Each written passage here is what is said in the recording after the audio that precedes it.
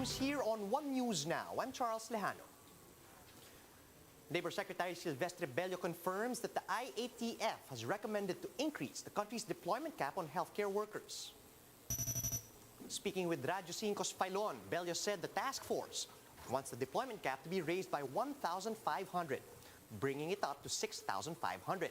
But the labor chief clarifies this is still subject to President Duterte's approval. The recommendation was made despite one hospital command recently warning of a shortage in medical workers in hospitals nationwide due to the pandemic situation. Still, many health workers would rather be deployed abroad, and Bello pins the blame on private hospitals.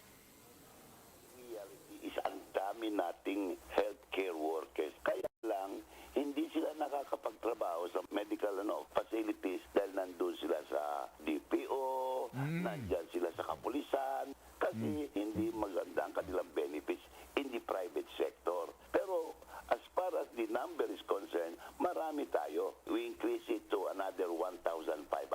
President and President Duterte may or may not approve the recommendation. Amid the confusion on wearing of face shields, the Health Department clarifies that mandatory wearing of face shields remains the status quo. Health Undersecretary Maria Rosario Vergere said that until President Duterte gives his final decision on the matter, every Filipino should still wear the face shield when outside their homes. Vergere also explained why wearing of face shields is still beneficial against the coronavirus, even if no other country has made this into a policy. Face shields have that benefit, even though it's just minimal, but when you couple it with the other interventions like face shield and physical distancing, your protection goes up to 99%. And I think the most critical would be now that we are seeing a lot of variants and the Delta variant or the Indian variant is a threat already to our country. I guess a relaxation of our measures would not be appropriate at this time.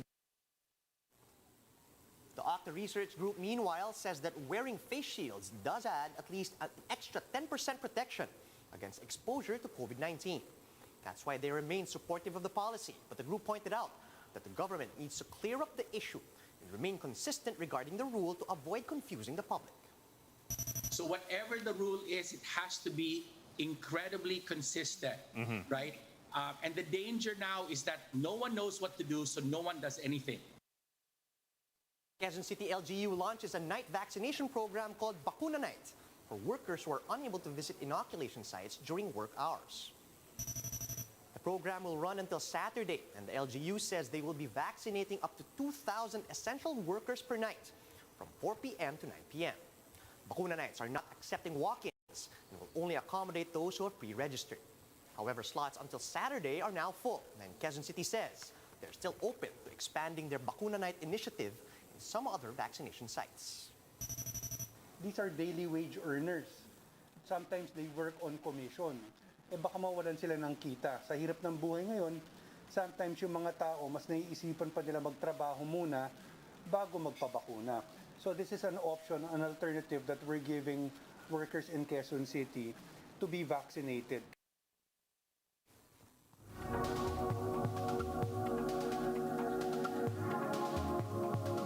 Hospitals across the U.S. have reported a rise in lung transplants. This comes after some severe COVID-19 patients had their lungs destroyed by the coronavirus. Let's watch this. When I relive all this, it gets emotional. Luckily, I got the opportunity for this. And one for this hospital, I probably, I wouldn't be here.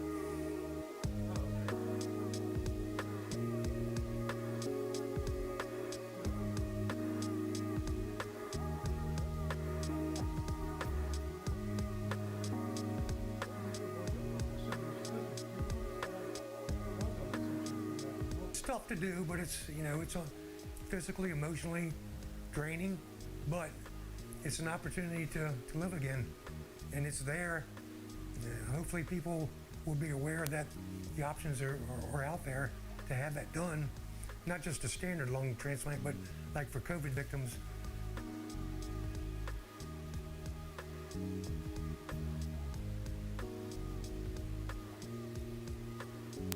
We try to not jump into this. We try to watch people and assess whether their condition is actually progressing and deteriorating, or if it's just not improving fast enough. Not improving fast enough is probably not a great reason to go through a lung transplant. But if you need a transplant, it can be truly a life-saving miracle.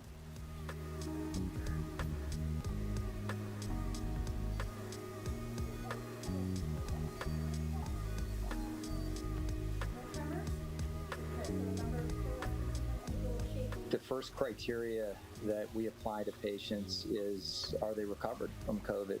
If we think that they still have active replicating virus in there, we don't want to immunosuppress them, and it's necessary to immunosuppress someone pretty heavily after a lung transplant. We have really one criteria to consider a transplant, and that criteria is, will it do you more good than harm? And if that's the case, we will give strong consideration to a transplant.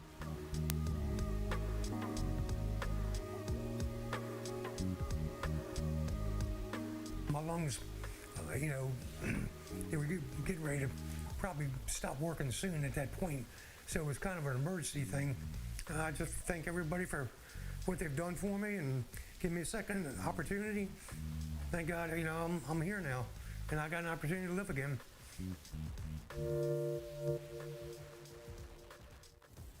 The MVP Group's Bike for Livelihood program makes its way to the city of Manila on Independence Day following its successful launch in Pasig City earlier this month. Let's get more details from Woman in Action Gretchen Ho in this report.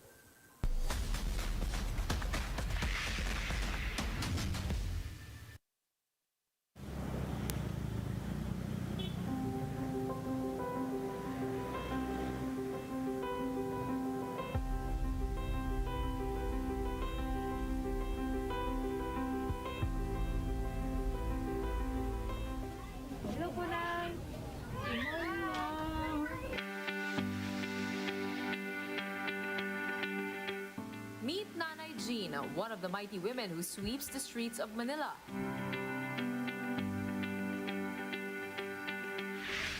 Her daily ride to work aboard a dump truck. Feeding 11 mouths, it's a risk she's willing to take.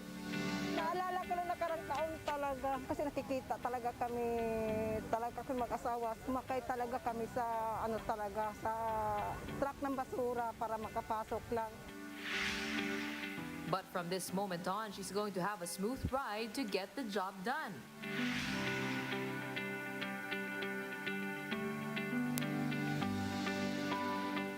On Independence Day, Team Woman in Action and the MVP Group visited Manila to give the likes of Nanay Jean the gift of freedom through bikes.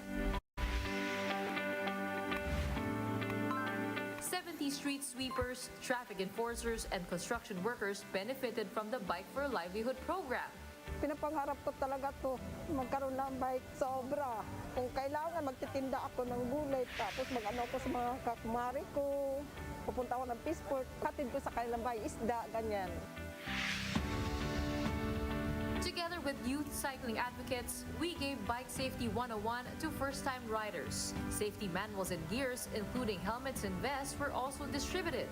Kaya po sa Manila, malaking bagay ito, hindi lang pang-transportasyon, tapos naduktungan, nung naghahanap ng empleyado na may bisikleta.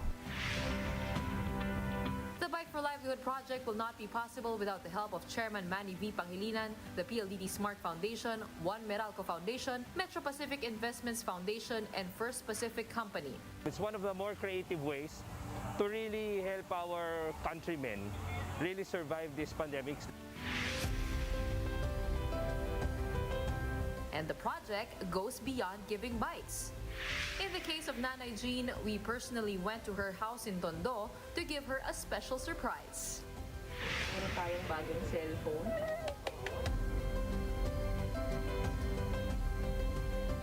Ito, pocket wifi para sa inyo. Para sa mga apo nyo. Diba? Para nag-aral sila.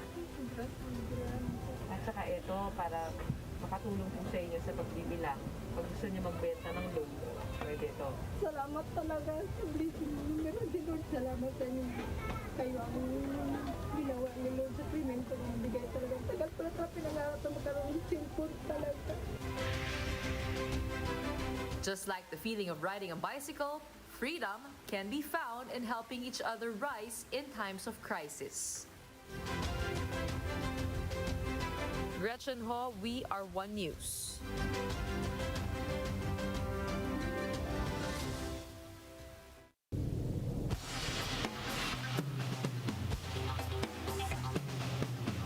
A 1,098-carat diamond, believed to be the third largest diamond ever mined, has been discovered in Botswana.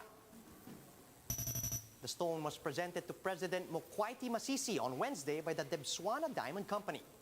The newly discovered diamond has yet to be named, and it measures 73 millimeters long, 52 millimeters wide, and about 27 millimeters thick. This discovery comes at a perfect time as the pandemic hit diamond sales in 2020. And those are the top stories at this hour. Join us later at 12 noon as we continue to monitor the day's biggest stories. You can also catch One News on Signal Play.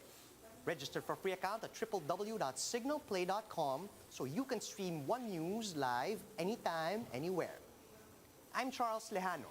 Mask on, wash hands, and stay safe, Philippines. We are One News.